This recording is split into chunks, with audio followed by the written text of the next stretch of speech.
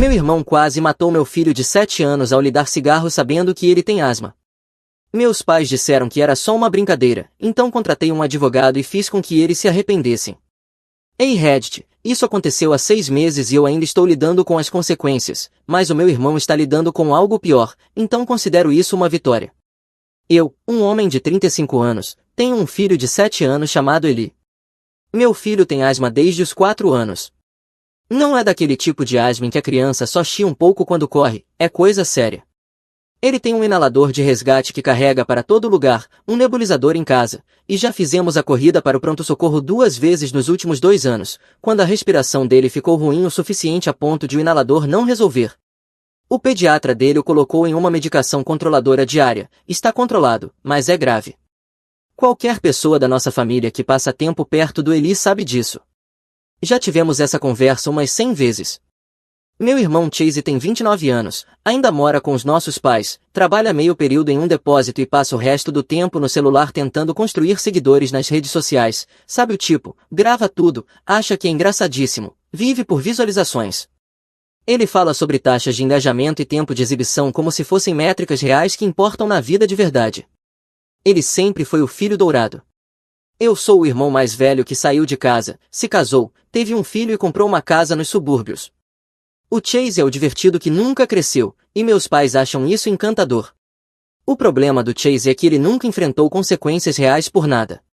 2 anos atrás, ele fez uma pegadinha em uma festa de aniversário da família, colocou uma aranha falsa no bolo para criar conteúdo.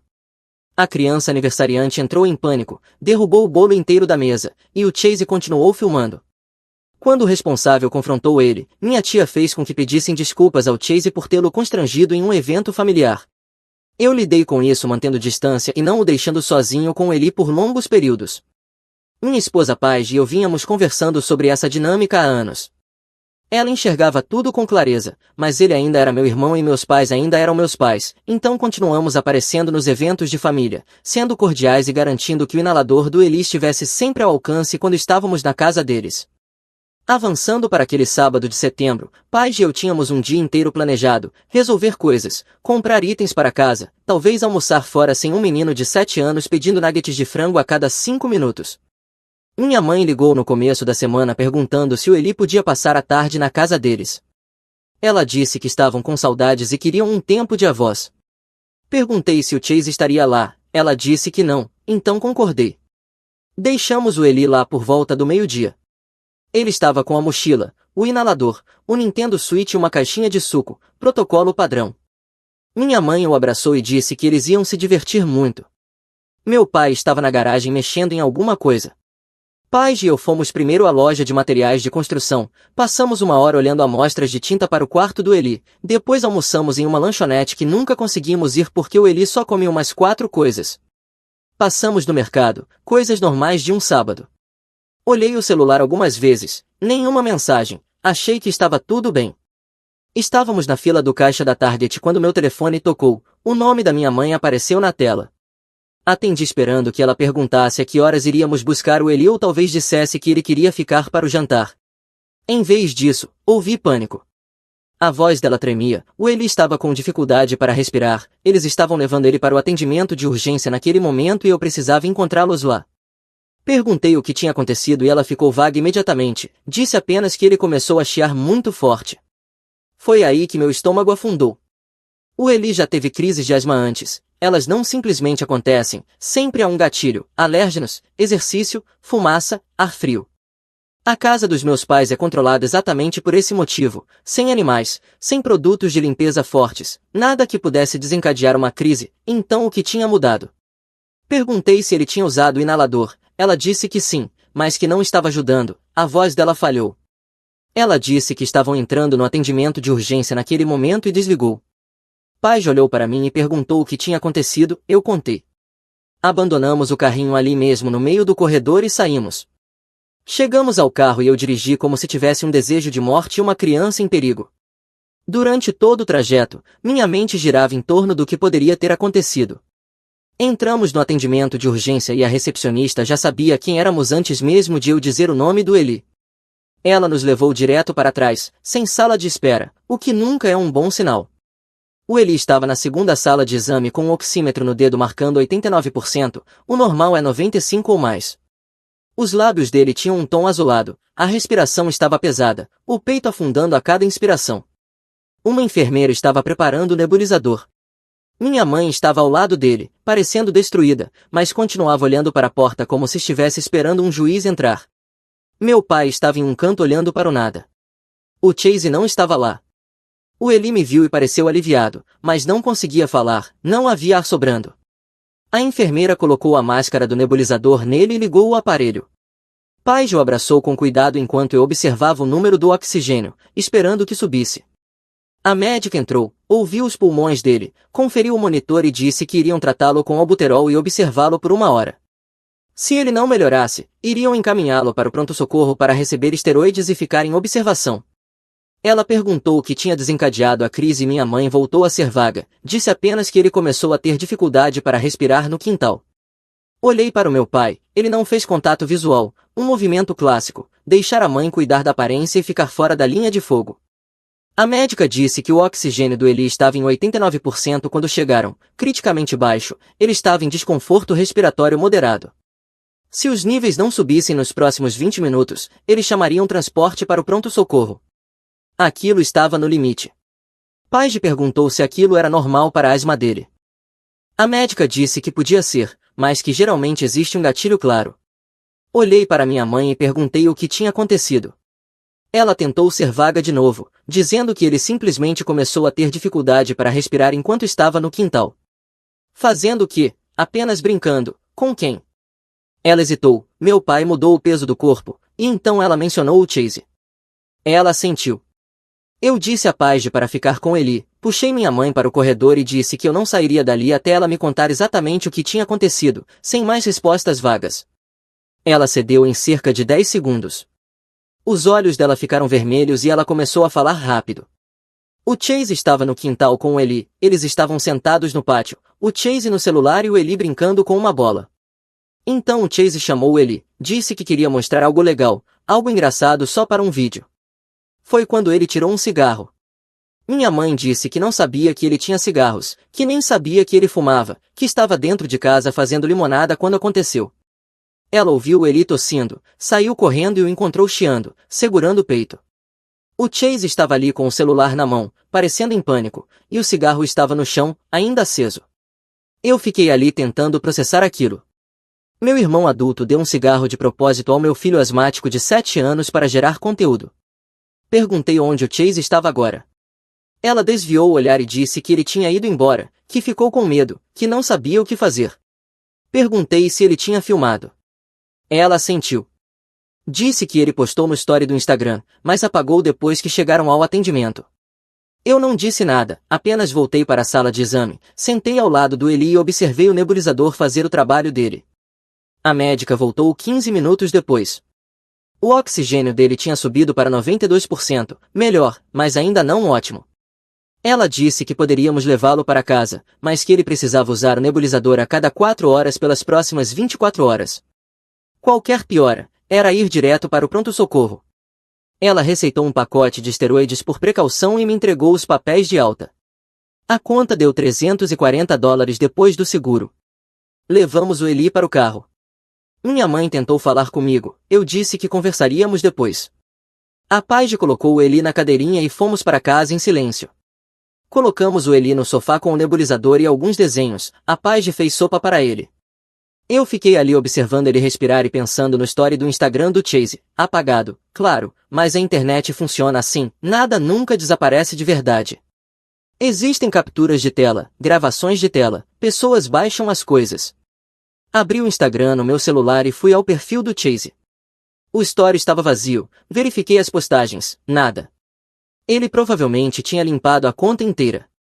Mas o Chase tem amigos, caras que ele conhece desde o ensino médio, pessoas que o seguem pelo conteúdo, amigos que frequentam a casa dos nossos pais, e eu já tinha conhecido a maioria ao longo dos anos em reuniões de família. Eu tinha 3 deles salvos no telefone. Enviei a mesma mensagem para os 3, algo casual, perguntando se por acaso tinham visto o story do Chase mais cedo, dizendo que eu tinha perdido e que ele comentou que algo engraçado tinha acontecido com o Eli. Mantive um tom casual, como se eu não estivesse prestes a montar um caso jurídico. 2 não responderam. O terceiro, um cara chamado Tyler, que eu tinha conhecido no dia de ação de graças do ano passado, respondeu em cerca de 20 minutos. Ele disse que tinha gravado a tela, que foi insano, e perguntou se o Eli estava bem. Eu disse que ele estava respirando, mas que não tinha sido pouca coisa, e perguntei se ele podia me mandar o vídeo. Ele mandou. Era um clipe de 43 segundos. O Chase no quintal dos meus pais, o celular apoiado filmando ele mesmo, um cigarro já aceso na mão. O Eli estava ao lado, parecendo curioso. O Chase sorria. Ele estendia o cigarro e dizia que era só uma tragada, que não ia matar, que ele ficaria muito legal. O Eli hesitava. O Chase continuava pressionando, ensinando como puxar a fumaça, mandava tentar de novo quando ele tossia da primeira vez, dizia para tentar outra vez porque quase tinha conseguido e eles precisavam daquela cena. O Eli tentava de novo porque o tio mandou. Mais tosse, mais profunda dessa vez, sem conseguir parar. A tosse virava chiado, aquele assobio agudo. Dava para ouvir piorando. O rosto do Eli mudava de confuso para assustado em 3 segundos. A mão ia para o peito, ele deixava o cigarro cair. O Chase parava de rir e perguntava se ele estava bem. O chiado ficava mais alto, o Eli entrava em pânico, não conseguia falar, só aquele chiado horrível e respirações curtas. As 2 mãos nos joelhos, tentando forçar ar para dentro de pulmões que não cooperavam. O ângulo da câmera mudava. Dava para ouvir a voz da minha mãe vindo de dentro da casa perguntando o que estava acontecendo. A voz do Chase entrava em pânico dizendo que algo estava errado. O vídeo acabava. O Chase tinha preparado a cena de propósito, enquadrou, garantiu que o celular estivesse estável. Aquilo não foi impulsivo. Ele fez mesmo assim, sabendo que o Eli tem asma, sabendo que cigarros desencadeiam problemas respiratórios, e filmou porque, para ele, a saúde do meu filho era menos importante do que engajamento em rede social. Eu fiquei naquela noite no quarto do Eli, ligando o nebulizador a cada 4 horas como a médica ordenou. A Paige entrou por volta das 2 da manhã e perguntou se eu ia dormir. Eu disse que iria em um pouco, ela sabia que não. Sentou ao meu lado e perguntou o que eu ia fazer. Olhei para o Eli dormindo, ouvi a respiração dele ainda chiando, mas estável. Eu disse que o Chase não sairia dessa impune. Ela sentiu e disse que era bom. No domingo à tarde, o Eli estava melhorando, ainda no esquema do nebulizador, ainda com chiado, mas a cor estava melhor e ele não estava lutando tanto para respirar. A Paige cuidou da maior parte dele enquanto eu ficava por perto, apenas observando ele respirar com mais facilidade. Então meus pais apareceram sem avisar, bateram na porta como se fossem donos da casa. Eu imaginei que tinham vindo ver o Eli, talvez trazer comida, perguntar como ele estava e agir como a voz de verdade pela primeira vez. Eles entraram, mal olharam na direção do quarto do Eli e sentaram à mesa da cozinha. Meu pai cruzou as mãos, minha mãe me olhou com aquela expressão que vi a vida inteira, a que diz vamos ser razoáveis sobre isso. Meu pai começou com o discurso de que o Chase estava se sentindo péssimo. Minha mãe foi direto para o papo de que família resolve as coisas dentro de casa. Eu não discuti.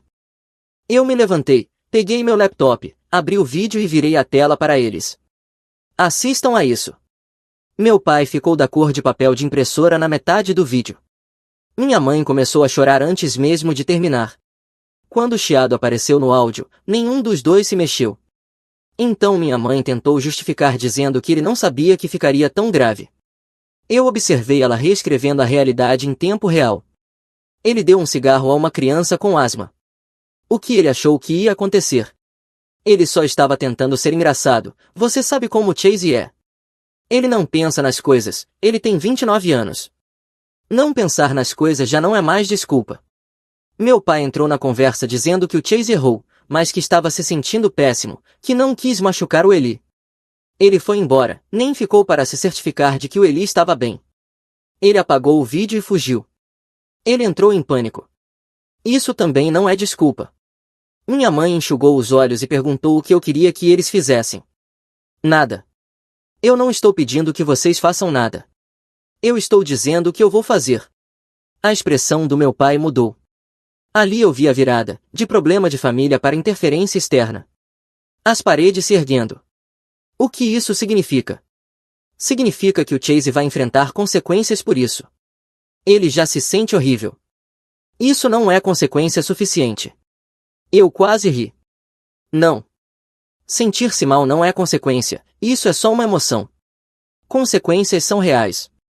A voz da minha mãe subiu. Você não pode trazer estranhos para os assuntos da nossa família. Aí estava a verdadeira preocupação. Não a saúde do Eli, não o comportamento do Chase, mas a aparência, o que pessoas de fora da família poderiam pensar. Eu não respondi. Disse que eles deveriam ir embora. Meu pai começou a argumentar. Eu me levantei e disse que tinha acabado. Eles foram embora. Minha mãe chorava no banco do passageiro enquanto se afastavam. Na manhã de segunda-feira, levei o Eli ao pediatra para um acompanhamento. Ela acompanha o Eli desde que ele nasceu, conhece o histórico da asma dele por completo. Ela o examinou, ouviu os pulmões, revisou as anotações da alta do atendimento de urgência. Tudo estava certo. A respiração dele tinha voltado ao normal. Ela liberou ele para a escola. Então perguntou o que tinha desencadeado a crise. Eu contei e mostrei o vídeo. Ela assistiu sem expressão. Quando terminou, olhou para mim e disse duas palavras. Denuncie isso. Isso é colocar uma criança em perigo. Seu irmão deu um cigarro ao seu filho sabendo que ele tem asma. Isso não é um acidente. Isso é comportamento imprudente que causou dano físico, e ele documentou isso. Ela fez uma pausa e disse que era uma denunciante obrigatória. Ela tinha que registrar com o conselho tutelar. Eles investigariam, mas eu também deveria registrar um boletim de ocorrência diretamente na polícia. Não esperar pelo sistema. Garantir que houvesse um rastro documental. Ela disse que reuniria todo o histórico médico do Eli e escreveria um resumo do que aconteceu e de qual tratamento ele precisou por causa disso. Pediu que eu voltasse mais tarde naquela tarde para buscar tudo. Me deu 3 horas. Disse que teria tudo pronto, diagnóstico, medicações, idas ao pronto-socorro, planos de tratamento, tudo. E que registraria a denúncia no conselho tutelar naquele mesmo dia. Aquilo não era opcional para ela. Eu agradeci e perguntei se o conselho também analisaria a Paige e a mim, já que o Eli estava sob nossos cuidados quando aconteceu. Ela sentiu que provavelmente sim, mas disse que nós buscamos atendimento médico imediato e estávamos documentando tudo, o que era o exemplo clássico de paternidade responsável, e que ficaríamos bem. Levei o Eli para a escola, depois voltei para casa e comecei a fazer listas. Voltei ao consultório do pediatra às 3 da tarde. A recepcionista me entregou um envelope pardo. Dentro estava tudo o que ela prometeu. 3 páginas de registros médicos, um resumo do incidente digitado, histórico de medicações, tudo assinado e datado. Passei 3 horas pesquisando advogados de danos pessoais e cíveis na região. Encontrei um que era especializado exatamente nesse tipo de caso. Liguei e marquei uma consulta para quarta-feira. A Paige chegou do trabalho, viu a pasta sobre a mesa da cozinha e apenas assentiu. Você vai mesmo fazer isso? Sim. O Chase vai surtar. O Chase deveria ter pensado nisso antes de dar um cigarro ao nosso filho. Seus pais vão enlouquecer. Eles já enlouqueceram. Ela apertou meu ombro e disse que era bom. Na manhã de quarta-feira, entrei no escritório do advogado com minha pasta. Escritório pequeno, boas avaliações. Mostrei o vídeo. Ele assistiu 2 vezes, fez anotações, revisou os registros médicos. Você tem um caso forte, criminal e civil. Ele me disse para registrar primeiro o boletim de ocorrência. Deixar a polícia lidar com acusações de colocar em risco de forma imprudente e abuso infantil. Depois entraríamos com o processo civil para custos médicos e danos. Ninguém quer isso em um tribunal aberto. O Chase vai fazer um acordo. Paguei $500 a ele na hora. Na tarde de quinta-feira, entrei na delegacia com minha pasta. O policial da recepção ouviu meu resumo de 30 segundos e chamou alguém de dentro. Um detetive saiu, final dos 40 anos, cabelo grisalho, olhos cansados como quem faz esse trabalho há tempo demais. Ele me levou para uma sala de entrevista, pequena, sem janelas, com uma mesa e 3 cadeiras. Eu mostrei o vídeo a ele primeiro. Ele assistiu sem expressão, depois assistiu novamente, inclinando-se mais para perto da tela na segunda vez. Quando terminou, recostou-se na cadeira e pediu que eu explicasse tudo, a ligação telefônica, o atendimento de urgência, o histórico médico do Eli, o que aconteceu depois. Mostrei os registros médicos, o resumo da pediatra, os recibos, contei sobre a denúncia ao conselho tutelar. Ele anotou tudo em um bloco amarelo, fez perguntas para esclarecer, conferiu datas e horários, garantiu que a linha do tempo estivesse impecável. Quando terminei, ele se recostou na cadeira e me analisou por um momento. Você quer apresentar queixa? Não era uma pergunta, era uma afirmação. Sim.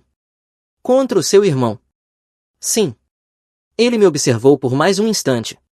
Isso vai ficar complicado, assuntos de família sempre ficam. Você tem certeza de que quer fazer isso? Meu filho não conseguia respirar porque meu irmão queria visualizações no Instagram. Sim, tenho certeza. Ele assentiu, fez cópias de tudo e disse que enviaria o relatório ao Ministério Público, que analisaria o caso em 2 a 3 semanas. Disse que provavelmente acusariam o Chase de colocar alguém em perigo de forma imprudente e de contribuir para a delinquência de um menor, contravenções, mas registradas oficialmente. Ele também perguntou se eu queria uma ordem de restrição para manter o Chase longe do Eli. Eu disse que sim. Ele me entregou a papelada e eu preenchi tudo ali mesmo. A ordem de restrição demorou mais do que eu esperava. Dei entrada na quinta-feira, consegui uma data de audiência para a terça seguinte, compareci e expliquei a situação a uma juíza em cerca de 5 minutos. Ela concedeu uma ordem temporária. O Chase não poderia ficar a menos de 100 jardas do Eli, da minha casa ou da escola do Eli, válida por 30 dias. Depois haveria uma audiência completa para estender o prazo, se necessário. Foi aí que meu telefone começou a enlouquecer. Minha mãe ligou 6 vezes em um intervalo de 30 minutos, deixou mensagens de voz que iam de choro a raiva. O Chase tentou me mandar mensagens enormes pedindo desculpas, dizendo o quanto estava arrependido, que tinha errado, que não achou que machucaria o Eli, que faria qualquer coisa para consertar. 13 mensagens em 20 minutos. Nenhuma delas perguntava como Eli estava. Só se preocupavam com o quanto isso ficava ruim para ele, se as pessoas sabiam, o que eu tinha contado à polícia. Eu não respondi a nada, bloqueei o número do Chase e deixei as ligações da minha mãe irem para a caixa postal. Então o grupo da família explodiu. O chat virou uma audiência pública que ninguém pediu. Minha prima Zel, na casa dos 20 anos, com 2 filhos, foi a única que disse o que importava. Ele deu um cigarro de propósito a uma criança de 7 anos com asma. Do que estamos discutindo afinal? Ela foi abafada rapidamente. Meu tio me mandou uma mensagem direta dizendo que minha mãe estava devastada, que o Chase estava um caco, pedindo para eu retirar as acusações e ser a pessoa maior. Eu respondi que o Chase destruiu isso quando deu um cigarro ao meu filho e foi embora quando ele parou de respirar, e que eu estava garantindo que houvesse consequências. Ele me chamou de vingativo. Eu o bloqueei, saí do grupo da família e bloqueei metade da família. Aqueles que me defenderam ou ficaram em silêncio eu mantive. O resto podia ir embora. O Chase tentou ligar de números diferentes, eu não atendi. Ele apareceu na minha casa no sábado de manhã, tocou a campainha, bateu na porta. Eu observei pela janela. Ele estava péssimo. Ficou ali implorando através da porta por 15 minutos. Meu telefone estava no bolso com o 91 pronto para ser discado, mas eu queria que ele fosse embora sem o Eli ver policiais na varanda de novo. A Paige desceu as escadas e disse que não era bom e que eu não deveria me sentir mal. No domingo, meu pai apareceu sozinho. Eu o deixei entrar porque pelo menos parecia querer ter uma conversa de verdade, em vez de apenas gritar comigo. Sentamos na sala. Ele parecia acabado, olheiras profundas, sem se barbear. Demorou um pouco para começar a falar. Sua mãe quer que eu convença você a retirar as acusações. Isso não vai acontecer. Eu disse isso a ela, mas precisava tentar. Eu esperei. O Chase está com medo, ele sabe que errou, está disposto a fazer qualquer coisa para consertar isso. Não há nada a consertar. O que foi feito está feito. Ele deu um cigarro ao Eli, o Eli foi parar no atendimento de urgência. Isso tem consequências. Meu pai assentiu lentamente. Eu sei que você está com raiva. Eu não estou com raiva, estou protegendo meu filho. Você vai mandar seu irmão para a cadeia. Ele não vai para a cadeia, vai pegar liberdade condicional e uma multa. Isso é ele saindo barato. Meu pai passou a mão no rosto. Isso vai dividir a família. O Chase fez isso, não eu. Ele escolheu fazer algo imprudente e depois fugir quando deu errado. Eu só estou garantindo que ele não possa fazer isso de novo. Meu pai se levantou. Eu não vou conseguir fazer você mudar de ideia, vou. Não. Ele foi em direção à porta, parou e se virou. Pelo que vale, se alguém tivesse feito isso com você quando tinha a idade do Eli, eu provavelmente teria feito pior. Mas sua mãe não vê assim. Ela acha que você está atacando a família ao envolver gente de fora. A pediatra é uma denunciante obrigatória. O sistema viria de qualquer jeito. Eu só garanti que acontecesse mais rápido. Ele assentiu uma vez e foi embora. A data do julgamento criminal foi marcada para o começo de novembro, cerca de 8 semanas depois do incidente. Depois foi adiada para o final de novembro porque o Ministério Público estava sobrecarregado. Parecia uma eternidade. O Chase apareceu com um defensor público, um cara jovem, provavelmente recém-formado, parecia sobrecarregado e claramente não queria estar ali. Dava para ver que ele tinha revisado o caso e sabia que não havia defesa. Eu apareci com uma pasta, o vídeo carregado em um tablet pronto para ser exibido e uma linha do tempo impressa do tratamento médico do Eli. A promotora era uma mulher na casa dos 40 anos, fazia isso havia 20 anos e isso ficava evidente. Tinha a aparência de quem já tinha ouvido todas as desculpas possíveis 2 vezes. Ela analisou minhas provas em uma sala de conferências antes da audiência, assistiu ao vídeo, leu os registros médicos e fez perguntas sobre o padrão de comportamento do Chase, se ele já tinha estado com ele antes, se sabia da asma, se isso estava documentado. Eu respondi a tudo. Mostrei a ela o histórico de mensagens de texto em que eu tinha lembrado a família sobre a asma do Eli antes de uma festa de aniversário no ano passado. Mostrei fotos dessa mesma festa em que era possível ver o inalador do Eli em cima da bancada da cozinha dos meus pais. Mostrei os registros de prescrições médicas dos últimos 3 anos. Ela sentiu lentamente e disse que aquilo nem de longe era uma área cinzenta. Ele sabia, fez mesmo assim, filmou e depois fugiu da cena quando a vítima entrou em sofrimento. Disse que iria acusá-lo de colocar uma criança em perigo de forma imprudente. Comentou que tinha considerado acrescentar a acusação de contribuição para a delinquência de um menor, mas que a legislação nesse ponto era complicada, e que a acusação de perigo imprudente se sustentaria de qualquer forma. Entramos na sala de audiência, um tribunal pequeno para contravenções, não aquelas grandes cortes criminais, com cerca de 15 assentos para o público. Meus pais estavam lá na primeira fila. Minha mãe parecia não dormir havia uma semana, e o maxilar do meu pai estava tão tenso que eu achei que ele fosse quebrar um dente. Alguns amigos do Chase ocupavam outra fileira, mas, de forma notável, não eram todos. Os caras que costumavam comentar em todas as postagens dele estavam conspicuamente ausentes. A notícia da ordem de restrição devia ter se espalhado, ninguém quer problema de liberdade condicional batendo à porta.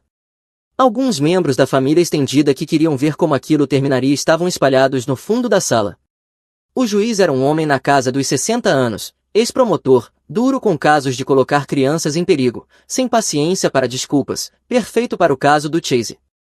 O defensor público tentou argumentar que aquilo tinha sido uma falha pontual de julgamento, que o Chase não tinha antecedentes criminais, que estava arrependido, que não teve intenção de causar dano, que o Eli se recuperou completamente sem sequelas, que liberdade condicional sem supervisão seria suficiente, que serviço comunitário era desnecessário e que a ordem de restrição era severa demais. Antes mesmo de a promotora se levantar, o defensor público se inclinou em direção ao Chase. Eu não consegui ouvir exatamente o que ele disse, mas a linguagem corporal era clara o suficiente. Aceite o acordo, isso é devastador, você não tem saída aqui. O rosto do Chase ficou branco. A promotora não precisou de anotações, precisou do tablet. Meritíssimo, o réu deu um cigarro aceso a uma criança de 7 anos com asma documentada. Ele incentivou a criança a inalar. Ele filmou todo o incidente para conteúdo em redes sociais. Quando a criança entrou em sofrimento respiratório, o réu fugiu da cena em vez de prestar socorro ou ligar para o 911. A criança precisou de atendimento médico de emergência, incluindo oxigênio suplementar e terapia com nebulizador. A saturação de oxigênio estava em 89%, criticamente baixa. Isso não foi uma falha de julgamento. Foi um comportamento deliberado e imprudente. Ela exibiu o vídeo para o tribunal, 43 segundos que destruíram qualquer defesa que o advogado do Chase tentará construir. A voz do Chase podia ser ouvida claramente dizendo para ele respirar fundo, para tentar de novo, que aquilo seria conteúdo incrível, rindo enquanto Eli tossia, o chiado piorando, o rosto do Eli mudando para medo. Quando o chiado apareceu no áudio, a sala inteira pareceu parar. Quando o vídeo terminou, o juiz não parecia com raiva. Parecia cansado, como alguém que já tinha visto exatamente esse tipo de estupidez 5 vezes só naquela semana, e nem era sexta-feira ainda. Ele olhou para o Chase com a expressão que se daria a um eletrodoméstico quebrado que está prestes a ser jogado fora. Senhor Chase, fique de pé. O Chase se levantou tremendo. O senhor entende por que estamos aqui? O Chase assentiu. O advogado colocou a mão no ombro dele para estabilizá-lo. Preciso que responda verbalmente para constar nos autos. Sim, meritíssimo. O senhor entende que o que fez constitui colocar uma criança em perigo de forma imprudente? Sim, 100%, meritíssimo. O senhor tem algo a dizer antes de eu proferir a sentença? O advogado do Chase tentou falar, mas o juiz o interrompeu apenas com um olhar. Eu perguntei ao seu cliente, doutor, não ao senhor. O Chase gaguejou algo sobre estar arrependido, sobre não ter pensado, sobre nunca ter querido machucar o Eli, sobre querer reparar o erro, sobre ter sido o maior erro da vida dele. A voz falhou, provavelmente era sincero. Não importava. O juiz parecia entediado, não indignado, não furioso, apenas entediado, como se o Chase fosse o quinto homem naquela semana a ficar ali com o mesmo discurso e as mesmas desculpas. O senhor deu um cigarro a uma criança de 7 anos com problemas respiratórios documentados. Você filmou, riu disso e depois foi embora quando aquela criança não conseguia respirar. Isso está correto. O Chase assentiu. Eu preciso de uma resposta verbal. Sim, meritíssimo. O juiz perguntou como o Chase se declarava. O advogado disse que não contestaria. Decisão inteligente, contestar teria piorado tudo. A sentença veio um mês depois, data diferente, mesmo tribunal, mesmo juiz. Aparentemente a agenda do tribunal estava lotada e tiveram de adiar 2 vezes. 18 meses de liberdade condicional, 100 horas de serviço comunitário, aulas obrigatórias de paternidade e segurança infantil e restituição das despesas médicas do Eli. $340 pelo atendimento de urgência, mais custos de acompanhamento e medicamentos, o total ficou em $587. A ordem de restrição permaneceu válida por toda a duração da liberdade condicional. O Chase não poderia se aproximar do Eli até concluir a pena e passar por uma avaliação. O Chase parecia que ia chorar. O advogado tentou pedir clemência quanto à ordem de restrição, o juiz encerrou isso rapidamente. Seu cliente colocou uma criança em perigo. Ele não terá acesso a essa criança até provar que entende por que o que fez foi inaceitável. Ordem de restrição mantida. Sessão encerrada. Eu saí sem olhar para o Chase. Meu advogado já tinha dado entrada no processo civil naquela altura. Estávamos pedindo $8.500, 587 em custos médicos diretos, 500 em honorários de consulta jurídica, 1.200 pelos salários perdidos por mim por faltar ao trabalho 3 dias lidando com essa bagunça, 1.200 pelos salários perdidos da Paige, e 5.013 em danos gerais pelo que o Eli passou.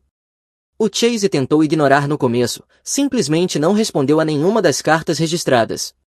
Então meu advogado enviou uma carta explicando que, se o Chase não respondesse em 10 dias, pediríamos um julgamento à revelia e o valor total se tornaria imediatamente exigível. De repente o Chase arrumou um advogado, algum cara que meus pais provavelmente pagaram, já que o Chase não podia bancar com salário de depósito. O advogado dele entrou em contato para negociar, começou oferecendo $2.000. Meu advogado riu e disse que nos veríamos no tribunal. Eles voltaram com 3.500 uma semana depois. Ainda não íamos ceder. Finalmente fechamos em 4.500 após mais uma rodada. Meu advogado pressionou bastante por um acordo antes do processo porque ninguém quer aquele vídeo sendo exibido em tribunal aberto mais de uma vez. O Chase está pagando em parcelas mensais de $150 por 30 meses porque não tem o valor à vista. O acordo de pagamento é rígido. Se ele atrasar um único pagamento, todo o saldo restante, mais juros, vence imediatamente e voltamos ao tribunal. O primeiro pagamento chegou em dia, o segundo também. O terceiro atrasou 2 dias, mas chegou. Ele sabe o que acontece se parar. Eu salvei o vídeo em 3 lugares diferentes porque não confio em um homem adulto que apaga coisas quando surgem consequências. O custo total para o Chase até agora, 587 de restituição criminal, 4.500 do acordo civil, honorários advocatícios que os pais dele provavelmente cobriram, pelo menos mais 2.000, além de 100 horas do tempo dele 18 meses olhando por cima do ombro, tudo por 43 segundos de conteúdo. Já se passaram 6 meses desde o incidente. O processo terminou há cerca de 2 meses. O terceiro pagamento do acordo do Chase entrou ontem, certinho, $150. Ainda faltam 4.050. A situação familiar é exatamente o que se pode imaginar, um desastre completo. Meus pais não falam comigo, não disseram uma palavra desde a sentença. Minha mãe manda e-mails ocasionais pelo e-mail do meu pai, longos parágrafos confusos sobre como eu estou destruindo a família, como vou me arrepender quando precisar de família e não houver ninguém, como a vida do Chase está arruinada para sempre porque eu não consegui perdoar um erro, como ele nem vai lembrar disso em alguns anos, então por que eu estou fazendo um drama tão grande? O último incluía um versículo da Bíblia sobre perdão. Agora eu os apago sem ler além da primeira linha. Às vezes nem abro, vai direto para a lixeira. O Chase se mudou da casa dos meus pais cerca de 3 semanas depois da sentença. A história que recebi da Zel, minha prima que ainda fala comigo, é que meu pai finalmente perdeu a paciência e disse ao Chase que ele precisava dar um rumo à própria vida, que não podia continuar morando lá sem pagar aluguel enquanto estava em liberdade condicional e que era hora de crescer. Movimento clássico. Meu pai tolera mimar até o momento em que instituições se envolvem, aí de repente vira não confio no que você se meteu com o sistema. Ele se volta contra o Chase no instante em que pessoas de fora passam a ter opiniões. Não sei se minha mãe concordou ou se meu pai tomou essa decisão sozinho, mas, de um jeito ou de outro, o Chase saiu de casa. A última coisa que ouvi é que ele está se revezando entre os sofás de 3 amigos diferentes, nenhum deles satisfeito com isso a longo prazo. Ele arrumou um segundo emprego fazendo entregas de comida por um desses aplicativos para cobrir os pagamentos do acordo e os custos da liberdade condicional. Trabalha no depósito durante o dia e entrega comida à noite e nos fins de semana. Renda mensal total em torno de $2.400 antes de impostos. 150 para mim, 200 para taxas e cursos da condicional. Ele mal está se virando. Apagou absolutamente todas as contas de redes sociais, Instagram, TikTok, YouTube, Twitter, tudo sumiu. Toda a presença online dele desapareceu em menos de uma semana após a sentença. Não sei se isso foi exigência da justiça como parte da liberdade condicional ou se ele finalmente percebeu que o conteúdo não valia o preço que pagou. O Chase apareceu na minha casa numa noite de quinta-feira, cerca de 6 semanas após a sentença. Eu estava na garagem organizando ferramentas quando ouvi um carro parar. Olhei pela janela e o vi sentado no Civic velho dele por uns bons 3 minutos antes de sair. Ele parecia péssimo, tinha perdido peso, não se barbeava havia dias, usava o mesmo moletom que eu tinha visto no tribunal. Ele tocou a campainha. Eu abri a porta, mas não dei passagem, fiquei parado na soleira.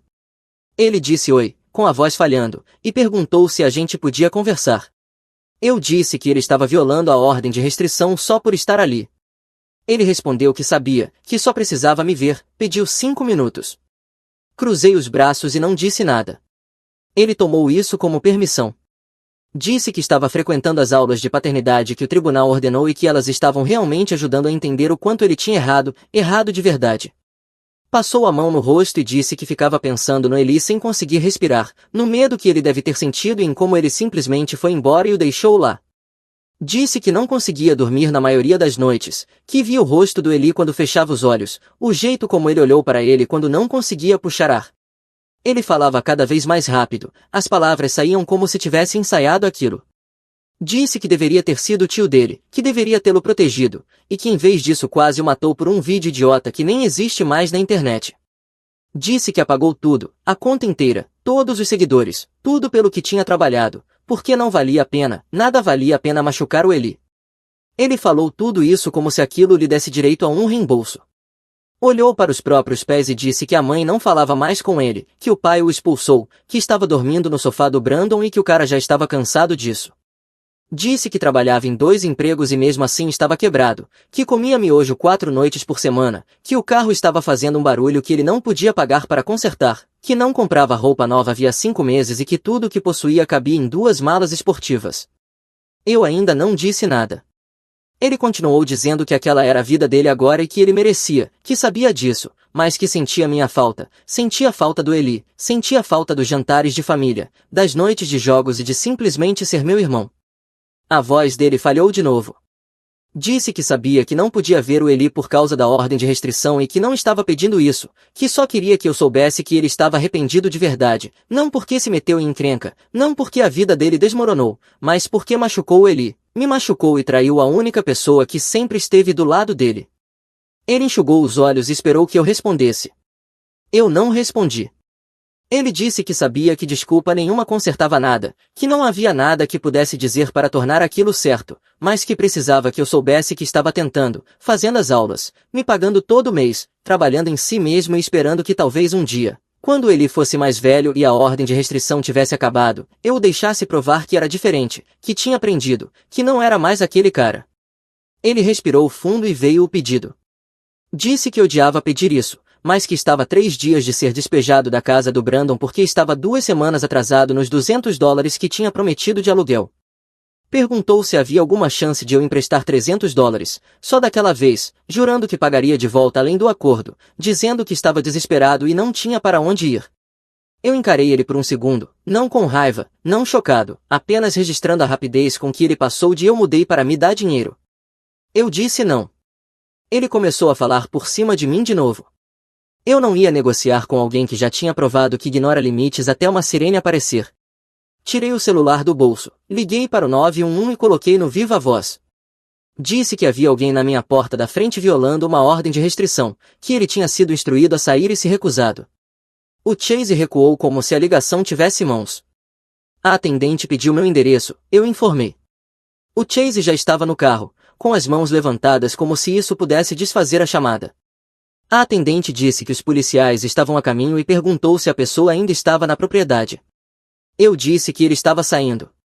O Chase entrou no carro, ficou sentado me olhando através do para-brisa, como se eu pudesse mudar de ideia, como se eu fosse chamá-lo de volta e dizer à atendente que tinha sido um engano. Eu não me movi. Ele ligou o carro e foi embora. A atendente perguntou se ele tinha ido embora, eu disse que sim. Ela disse que uma viatura ainda passaria para registrar a ocorrência e documentar a violação. Agradeci e desliguei. A viatura chegou pouco depois. Mostrei a eles a documentação da ordem de restrição, contei que o Chase tinha ficado na minha porta por cerca de 10 minutos se recusando a sair depois que eu mandei. Eles tiraram fotos das imagens da câmera da campainha mostrando ele ali parado, fizeram um relatório e disseram que acompanhariam o caso, e que isso poderia estender a ordem de restrição ou resultar em acusações adicionais se o promotor quisesse levar adiante. Um dos policiais me perguntou se eu queria apresentar queixa pela violação. Eu disse que sim. Ele assentiu e anotou. Eles foram embora. A pajem desceu as escadas e perguntou se era o Chase. Eu disse que sim. Ela perguntou o que ele queria. Dinheiro. Você deu. Não. Chamou a polícia. Ela sorriu e disse bom. Eu não me senti mal. Não me senti bem. Eu me senti encerrado. Ainda assim, não daria nada a ele. Se você gostou desta história, por favor clique em inscrever-se. Isso ajuda muito o canal e nos ajuda a trazer mais e melhores histórias. Obrigado.